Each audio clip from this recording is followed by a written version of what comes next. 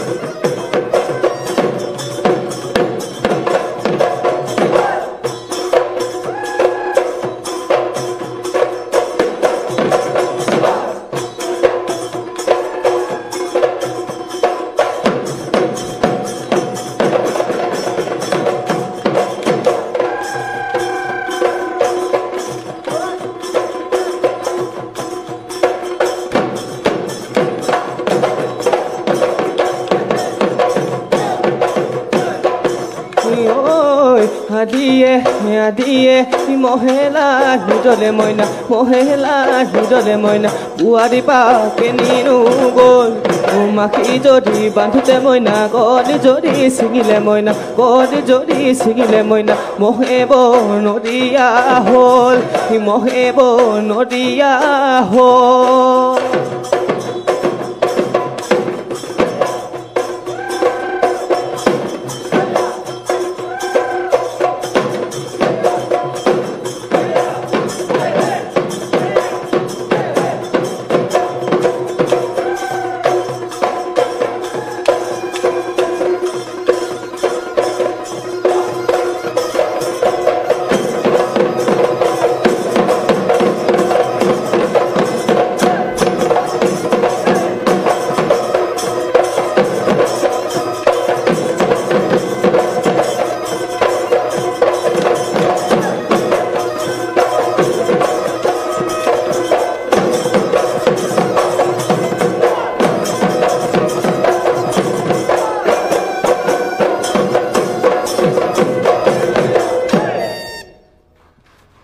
বশ্ৰী খুব সুন্দৰ নাচিছা ধন্যবাদ বা আৰু মই দেখি আছো প্ৰথমৰ পৰা শেষলৈকে ধুনীয়াকৈ মুখৰ এক্সপ্ৰেশ্যন একে আছে একে হাঁহি ধন্যবাদ বৰ ধুনীয়া হৈছে আজি মই দেখিছোঁ তোমাৰ মানুহজন আহিছে হয়নে হয় নমস্কাৰ মই দেখিছোঁ তাই নাচিব উঠি আহোঁতে আপোনাক পূৰা সেৱা কৰি আহিছে খুব ভাল লাগিছিলে যোৱাবাৰো তুমি সেৱা কৰি আহিছিলা হয়নে হয় এইটো বৰ মৰম লগা এটি মুহূৰ্ত আজি দ্বিতীয় পৰ্যায় হয় প্ৰথম পৰ্যায়টো দাদাই দেখিছে তাই নাচিছে হয় হয় আজি দ্বিতীয় পৰ্যায় মই এইটো নুসুধোঁ যে কেনেকুৱা লাগিছে দ্বিতীয় পৰ্যায়ত আহি কেনেকুৱা লাগিছে সেইটো নুসুধোঁ মই এইটো সুধিম যে আপোনালোকৰ বিয়াখন ইমান সাধাৰণ বৰ সহজ নাছিল নহয়নে হয় তাৰপিছত ইমান ষ্ট্ৰাগল কৰাৰ পিছত আজি এনেকৈ নাচি মেলি মই কোৱাতকৈ মই তোমাৰ পৰাই শুনিব বিচাৰিম হয় তেখেত যিহেতু পেছাগতভাৱে এগৰাকী চিকিৎসক আৰু সেইখিনি সময়ত মই অভিনয় আৰু নাচৰ লগত জড়িত হৈ আছিলোঁ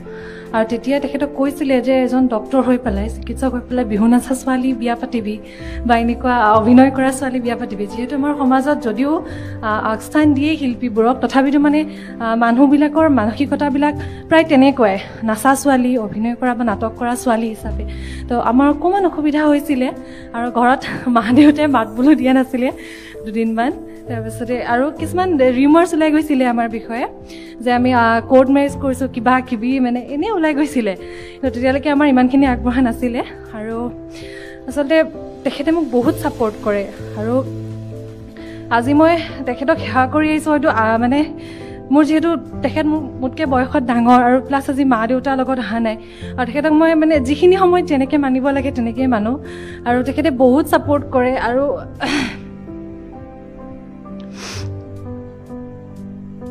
সৰি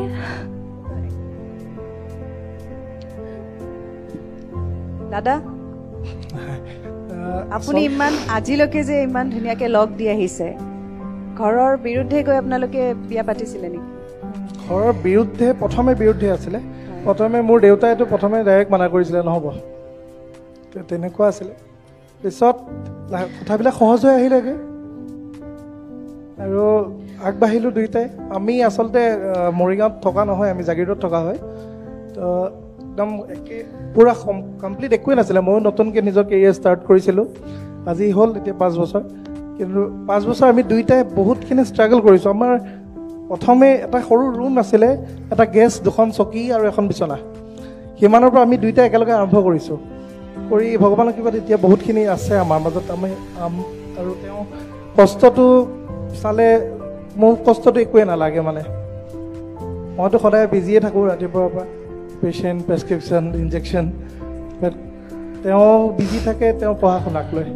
তেওঁ সদায় গুৱাহাটীৰ পৰা অহা যোৱা কৰে ৰেগুলাৰ অহা যোৱা কৰি আছে যোৱাকালিও তেওঁ বিশ্বাস কৰিব যোৱাকালি তেওঁ কে ছেমিষ্টাৰ ফাইনেল দি আহিছে অহাকালিলৈ আকৌ গুৱাহাটীত তেওঁ পাৰফৰ্মিং আৰ্টছত মাষ্টাৰ্ছ কৰি আছে তাৰ আকৌ আপোনাৰ ছেমিষ্টাৰ এক্সাম আছে তো সেই তথাপিও কষ্ট কৰি গৈ আছে তেওঁ মোৰ আটাইতকৈ ভাল লগা কথা এইটোৱে যে অভিনয় কৰা বা তাই নাচি থকাৰ বাবে আপোনাৰ ঘৰৰ মানুহখিনিয়ে মানি লোৱা নাছিল নহয়নে হয় মোক কিন্তু আপুনি যে তাইক এতিয়াও নাচিব দি আছে, তাইক সলনি হ'ব দিয়া নাই, সেইটো আটাইতকৈ ভাল লগা কথা।